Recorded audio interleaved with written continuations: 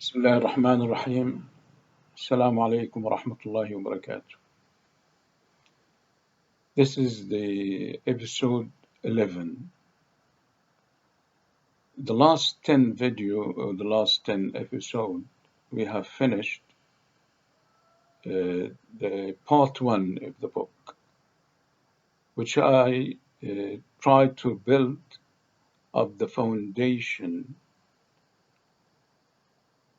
of human science structure. And I always said I don't like to repeat what the other people did. And I was keen to always put it in a different shape. Maybe the subject is the same, but I put it in a more interested way. Now we're going to start to look about the human structure itself. Some people is still concerned about what is this structure. They don't really fully understand. I'll just simply first make a clarification of the structure. Physical structure is like a building, factory, school. All this has to be structure. And this structure has rules. But all, if we go back to the equation of existence, this is all a material, which is non-human. And all this structure is static. They don't move. Because, again, according to the equation of existence, we go a lot about this equation. They have no choice. We leave that now. We go to the human structure, human science structure.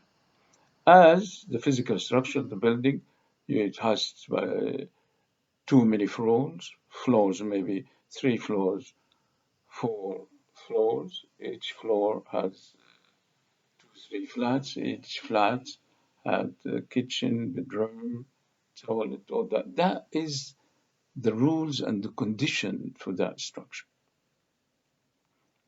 Social structure is not the same, but it's similar in the way it's structured. Social structure, inside that structure, for example, for these flats, families. These families has father, mother, and kids. That is the structure. The rule of that structure within for example, the marriage agreement, where we get that from. And this is what we are concerned, or what we mean by to build up the human structure. And that head of the family, of the one who lives in the flat, he is again, or as well, a head teacher in the school. And the head teacher in the school, there is a teacher, there's a cleaner, there's a student. Those are human, which they have a choice. They have rules. And these rules, which make them deal with each other. Again, we can say the difference between the physical structure, which is fixed, is static. The human structure is dynamic, because the dynamic of human, because human have a choice. It's very important, the equation of existence and the difference between human and non-human, especially the will.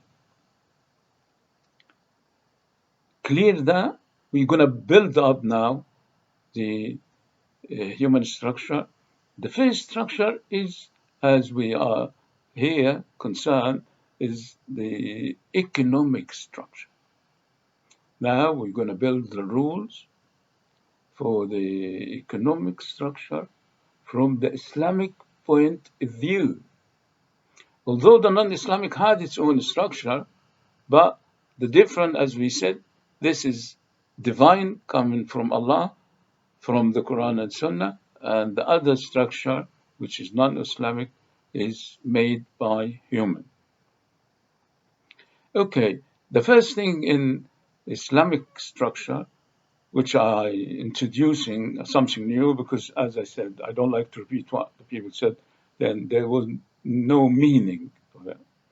I would introduce the Islamic monetary triangle. Again, the Islamic monetary triangle. That triangle is have three heads. Those heads is the concept of money, that's number one.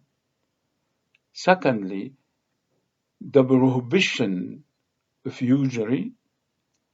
The third is the obligation of zakah. Those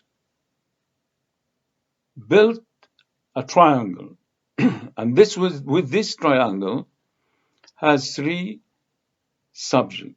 Or you might say the triangle itself is a big subject, has three issues. Before I go further, there is a principle because the unity of issues, when you have some issue, it has to have the unity. And this is a unique to Islam. Unity of subject issue. If you go study Islam, you say the pillar of Islam, for example, the rules of Islam, they all serve one main thing. You cannot see any contradiction. And this triangle with the unity of subject issue is the same. Even furthermore, if you separate this issue, which is again the concept of money, the prohibition of usury, and the obligation of zakah. Three of them is one subject, three issues. But each one of them is a huge issue. But you go back to this, the first introduction to Islamic economic is the Islamic monetary triangle. Not only those three things has a common between them, but also if you separate them, you wouldn't understand each one by itself. Even if you study money, you have to go or relate to usury. And if you study usury, you have to relate to zakah. This connection which make Islam unique, significant. Even the tashri'ah of the money in Islam, the concept of money in Islam, has something never mentioned in any other, even in Christianity or Judaism. They don't talk about money straight away, but it's rather they talk about usury. But when they talk about usury, they don't connect it with money. In Islam, which is the only authentic reference, when they talk about usury, they relate it to money. Then without understanding money, they have no hope to understand usury. This is the introduction of Islamic monetary triangle. It's a new idea in Islamic economics, but it's very important an idea. And this is the first issue which has some rules which craft the economic structure. Next time or next episode, we just go straight away, straight to the point. What is money and why money? And we will make a plan to explain what is money and why money. See you, inshallah, in the next episode. Assalamu alaikum wa rahmatullahi wa barakatuh.